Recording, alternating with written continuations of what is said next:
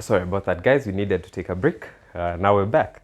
So, I was sharing point number 3, which is no one will schedule self-time or your own rest time for you apart from you. It's very important for you to do that. And as I share this, it's not that I have perfected this. It's not that now I've become the guru of scheduling my self-time. I can show you on my calendar, like 3 or 5 to 5 times I have scheduled that I want to go to Karura on this weekend, and I still don't go. And it's not about the fact that I tried and I failed. It's about the fact that I'm warming up to it. And one day, I'm going to find myself at Karura. And it's going to be because of all this continuous intentionality towards what I wanted to achieve and towards that self-care and that self-time. So please schedule time for yourself, schedule time for your break. And so this brings me to another interesting conversation. How hard should you work? This is another quite it's a rabbit hole to go down, because everyone says you should work the hardest, you should maximize your time, you should. I was working 21 hours out of 24 hours in a day. I used to sleep 3 hours in my office, and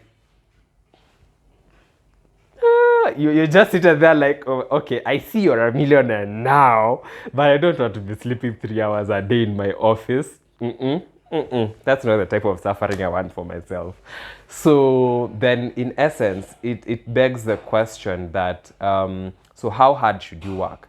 And you should only work as hard as it is possible for you to keep on working. So, for example, if you work 3 days and you need to rest for 1 day, that sort of makes sense as compared to doing the type of work in 1 day that would require you to rest for 3 days. Does that make sense? So you should only work as hard as it is possible for you to rest a little bit and continue working. But if you work so hard that by the time you're done with that unit or that session of work, you're so beat that you need like 3-4 times the amount of rest time that you needed before, then you're working too hard.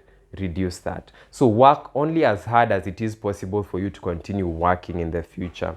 So work a type of, I would recommend for you to work something that you can work in 3 days and rest in 1 day, as compared to working in 1 day something that will require you to rest for 3 days. It doesn't make sense. There's some level of imbalance in that particular routine. Okay, so try to work only as hard as it is possible for you to rest and then get back to it.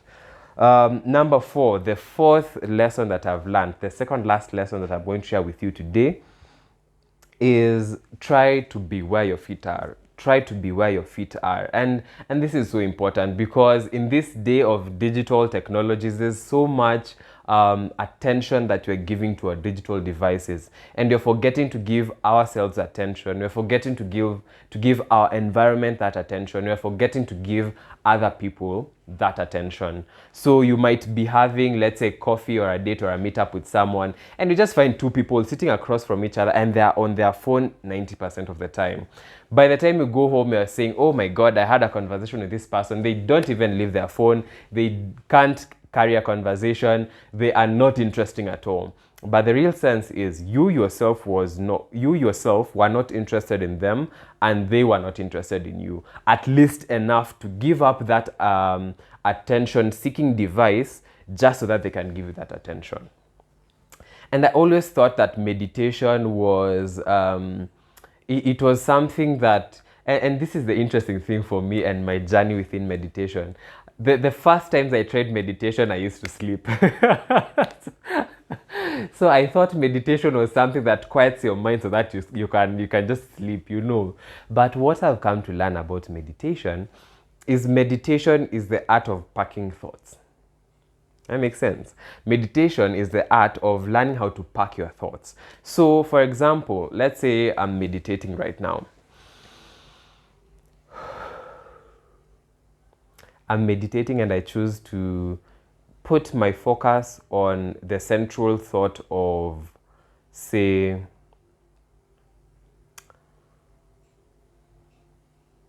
what can I focus on? Let's say I want to focus on nature. I want to focus on the sun. I want to focus on the beautiful warmth and light of the sun, right? So it's so common that when I sit down and I try to calm myself and think about the sun, that certain thoughts are going to come into my mind. So I'll just be there thinking about, oh, the sun, oh, it's so warm, it's so nice, it feels so good on my skin. And then something's like, did you switch off the iron box? Oh, yes, I did. Okay. You park that thought, okay? And then you just continue and you're like, did I get the food out of the freezer? I think did I not? I should, no, I didn't. Oh my goodness. So I've deviated from the from the thought of the sun. Now I'm thinking about food in the fridge. And I should be able to say that, oh, wait, no, we're thinking about the sun right now. Let me take this thought about the fridge. Let me pack it here. And then let me continue with my thought about the sun. I'll come to it later. That in itself is the art of meditation. Trying to find a stream of thought, and every single thought that intrudes that, you can be able to take it, recognize it, and put it somewhere on the shelf and say that I'm going to think about you later. Right now, I'm just trying to get myself back to thinking about one simple thing, the sun. Okay? That is the essence of meditation that I took years to understand. That it's not about sitting there and not being distracted. It's about sitting there, being distracted, noticing and being aware of the distractions, placing those distractions somewhere in a parking lot or a shelf, and then coming back to continue with your line of thought. And then once you're done with that, you can go back and say, oh, okay, so there's this, okay, I'm done with my meditation now, let me go take care of the fridge. I'm done with my meditation now, let me go respond to that email that I didn't respond to. I'm done with my meditation, let me now reply to that text that I hadn't replied to, or that I had chime into my phone when I was doing my meditation, okay? So it's about managing your distractions. And I have loved understanding that so much, because it has also brought me into a space where I'm more conscious and aware of the conversations that I'm having with other people. And I'm able just to sit and listen. And guys, there's so much that you can tell about people from just listening to them. There is a whole lot. And I would urge you to try that. Even before you go into conversations with your talking points or the agenda that you want to talk about. Think about it from the point of, I just want to sit down, have no thoughts in my mind, and just listen to you. And whenever my thoughts deter to something else, I'm going to catch myself in that act of deterrence. I'm going to capture those thoughts, I'm going to pack them, and then I'm going to continue listening to you.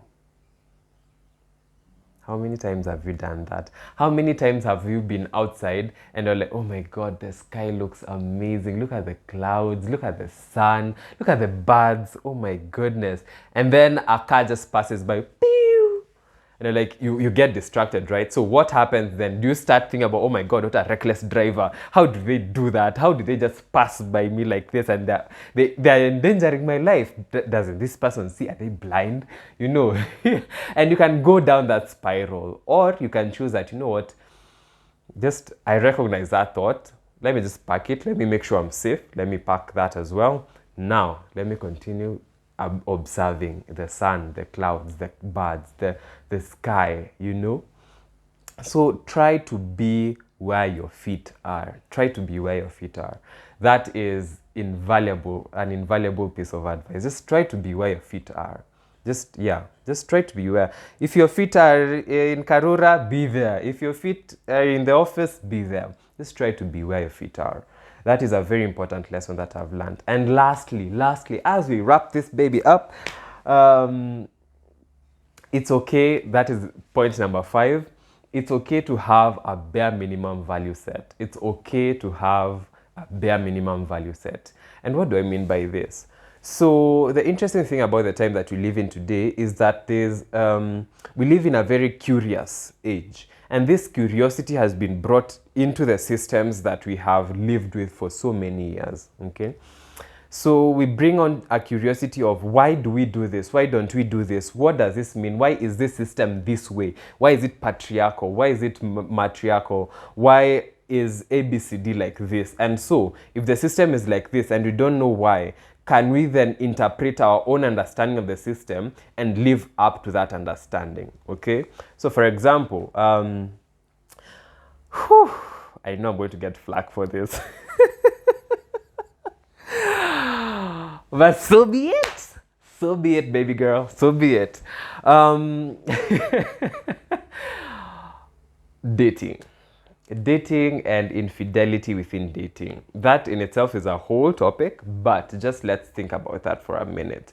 The idea that I don't have to be faithful to someone and I can just move about this dating scene, aka soccer.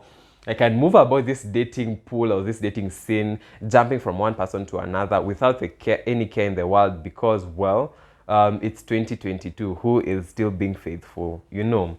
So that in itself is kidogo problematic because if you take that whole system and that whole structure and you break it down and you say that, you know what, now we're going to have a life with no structure or no systems, then there's such a wide variety of possibilities that you can live that if you just existed in that space of all those possibilities for a given period of time, there would be too much chaos coming into your life.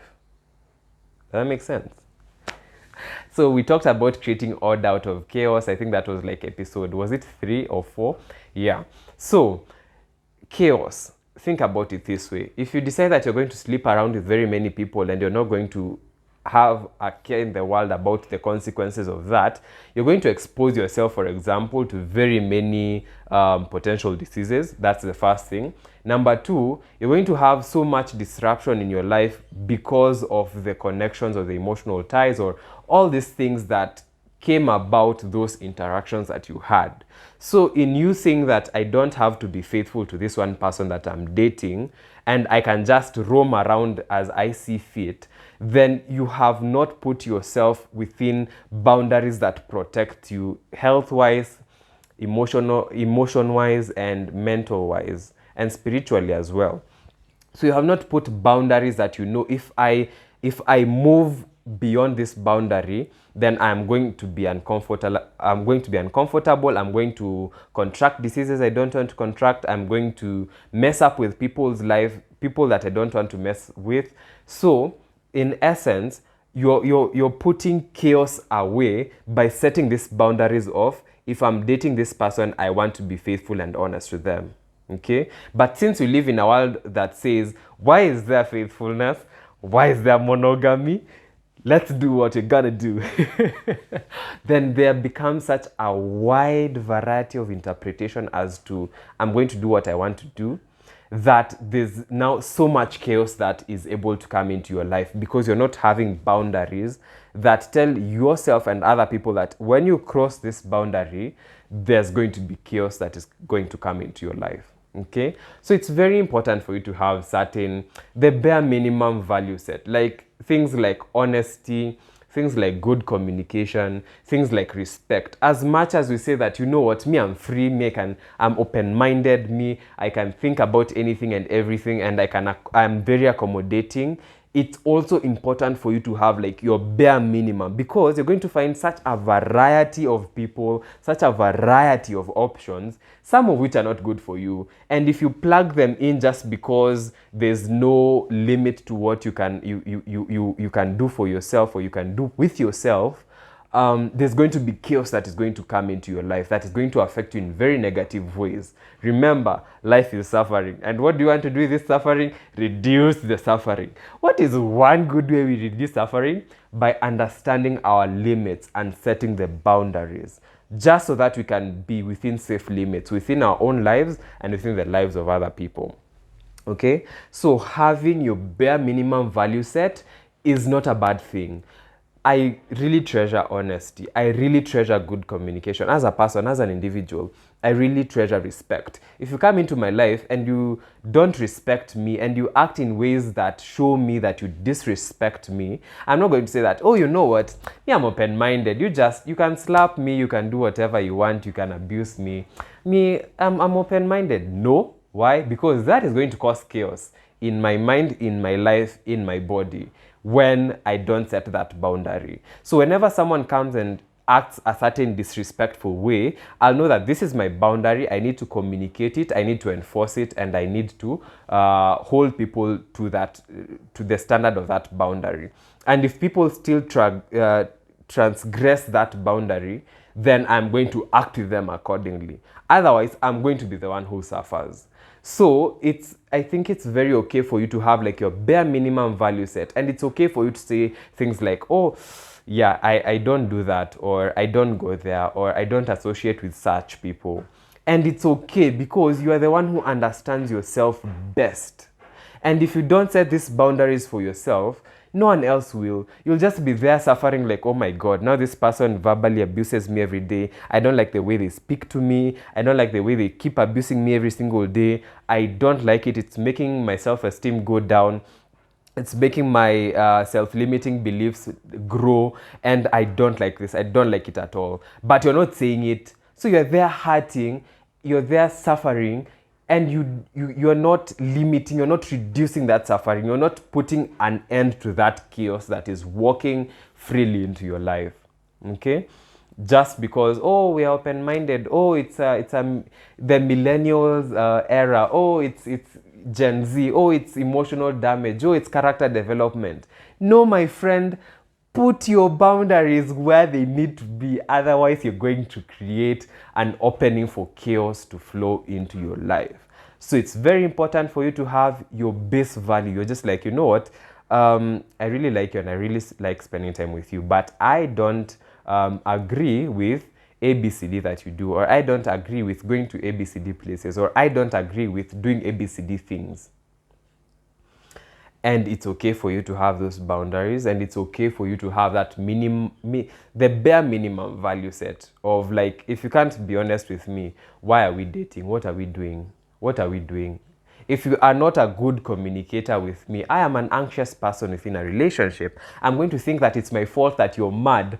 And now I'm here spiraling and judging myself and beating myself up. And it's not even me who has made you mad. It's a conductor somewhere in town 50 kilometers from here who you don't even know his name. Okay? So it's important for you to, number one, understand yourself. Number two, understand your boundaries. And number three, have a value set that you're just like, you know what, this is me. I don't do this. And it's just the way I am. This is just who I am. And it's okay for you to demand those things from other people as well. If you treasure honesty, if you treasure respect, it's okay for you to say that I expect you as a friend to respect me, to respect my space, to respect my people that I care about. Okay? I think that's very okay. I think that in itself gives you structure to your life. It helps you to understand your limits, because we all are limited. We all are limited. As human beings, we are limited in the time that we're going to spend on this planet. We are limited by what you can be able to do and what we are not able to do. And that is very okay in the context of being human. So what boundaries are you setting for yourself? How are you keeping chaos away and at bay so that it doesn't walk into your life and cause chaos, more chaos? So that, guys, is today's particular episode. I hope you enjoyed it. I've just shared with you the five lessons that I've learned about life in 2022. The first one was life is suffering. So either reduce that suffering or give it meaning. Number two, happiness does not come from accomplishment. It comes from engagement. So spend time with those you care about. Enjoy that time, because that is where happiness comes from. Number three, no one will schedule your self-care or rest time for you apart from you. So schedule it, be aware about it, and be intentional with it. Number four, try to be where your feet are. Try to be where your feet are. Always try to be aware. Try to be aware of what is going on around you, what is going on inside people who are around you, what is going on just within your environment and within your nature. And lastly, number five, it is okay to have a bare minimum value set, because that is what is going to, number one, help you live an orderly life to a good degree. Number two, it's going to determine the people that you meet with, and also the type of life and quality of life that you lead. With that, we come to the end of today's episode. Thank you for joining. As always, please, if you've enjoyed this particular episode, like, share, and subscribe. I'd love to know what you think and what other life lessons you've learned in 2022. Please share them down there in the comments. Yeah, and I look forward to having you on the next episode. With that, have yourself a lovely, lovely time. I wish you health for your body, peace for your spirit, money in your pockets, and love in your hearts. Ciao.